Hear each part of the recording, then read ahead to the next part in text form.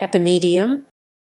Epimedium, also known as barrenwort, bishop's hat, fairy wings, horny goat weed, or yin-yang huo Chinese, yin-yang huo, is a genus of flowering plants in the family Berberidaceae.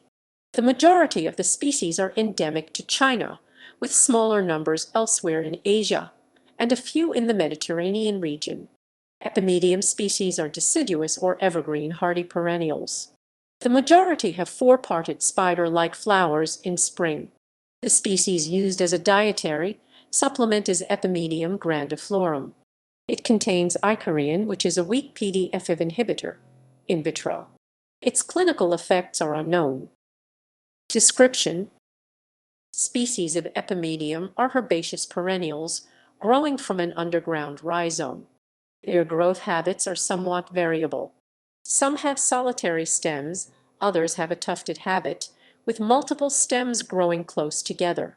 There may be several leaves to a stem, or the leaves may be solitary, produced from the base of the plant. Individual leaves are generally compound, often with 3 leaflets, but also with more. Leaflets usually have spiny margins. The leaves may be annual, making the plant deciduous, or longer lasting, so that the plant is evergreen.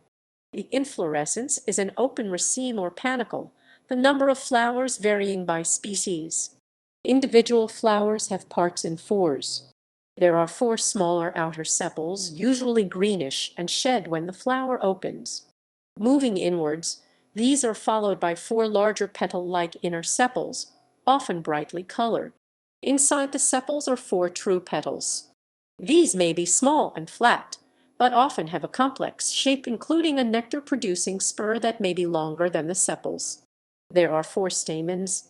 One of the common names for the genus, bishop's hat, arises from the shape of the flowers, particularly where the spurs are longer than the sepals. Taxonomy. The genus was given its name by Carl Linnaeus in 1753 in describing the European species E. alpinum. The name is a Latinized version of a Greek name for an unidentifiable plant, Epimedion, that is mentioned in Pliny's Natural History, Roman 27:57. The meaning of the original name is unclear. Accepted species 65. Hybrids. Some artificial hybrids are cultivated in gardens. These include E. cantabrigine Stearn, hybrid between E. alpinum and E. pubigerum; E. perulticum Stearn, hybrid between E. perennials and E. pinnatum subsp. Colchicum; E. rubrum Maw, hybrid between E. alpinum and E. grandiflorum; E. versicolor Maw, hybrid between E. grandiflorum and E. pinnatum subsp. Colchicum; E. warlanes Stearn, hybrid between E. alpinum and E. pinnatum subsp. Colchicum; E. Youngianum fish and Ca. May, hybrid between E. diffilum and E. grandiflorum. Cultivation. Some varieties and hybrids have been in Western cultivation for the last 100 to 150 years.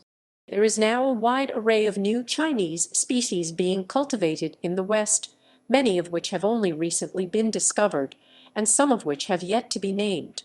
There are also many older Japanese hybrids and forms, extending the boundaries of the genus in cultivation.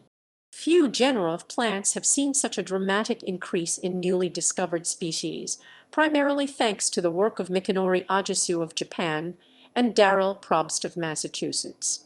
The majority of the Chinese species have not been fully tested for hardiness nor indeed for any other aspect of their culture. The initial assumption that the plants would only thrive where their native conditions could be closely replicated have proven to be overly cautious, as most varieties are proving extraordinarily amenable. The cultivar Amber Queen is a recipient of the Royal Horticultural Society's Award of Garden Merit. Propagation. While they can be successfully propagated in early spring, epimediums are best divided in late summer with the aim of promoting rapid regrowth of roots and shoots before the onset of winter. Several breeders, in particular Darrell Diano Probst, Tim Branney, and Robin White, have also undertaken their own hybridization programs with the genus. Various new nursery selections are gradually appearing in the horticulture trade, the best of which are extending the color and shape range of the flowers available to the gardener. Garden uses. Hugely popular as garden plants for centuries in Japan, epimediums are only just beginning to garner attention in the West.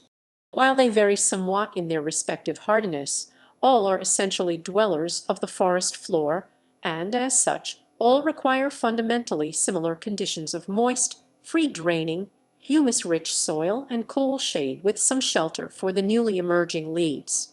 Some of the more robust varieties are often recommended as plants for dry shade, and whilst their tough foliage and stout rhizomes can allow them to grow successfully in such conditions, and in more open, exposed positions too, in some instances they will certainly not give their best. Furthermore, dryness and exposure will pretty much guarantee the early death of many of the newer and more delicate species. Given suitable conditions, most epimediums will form beautiful ground cover plants, often with magnificent new leaves tinted in bronze, copper and reds combining with a huge variety of flower colors and forms in spring. Handsome and dense growing foliage remains present for much of the year, with the leaves often turning purple, crimson, and scarlet in autumn in some forms, and remaining evergreen in others. With all varieties, however, the foliage is best cut off at ground level shortly before new leaves emerge, so as to fully reveal their beauty of form and color. Ideally, a mulch should then be applied to protect the new growth from frosts. Chemistry. Epimedium washinense contains a number of flavonoids. 37 compounds were characterized from the underground and aerial parts of the plant. Among them, 28 compounds were prenylflavonoids. The predominant flavonoid, epimedin C, ranged from 1.4 to 5.1% in aerial parts and 1.0 to 2.8% in underground parts.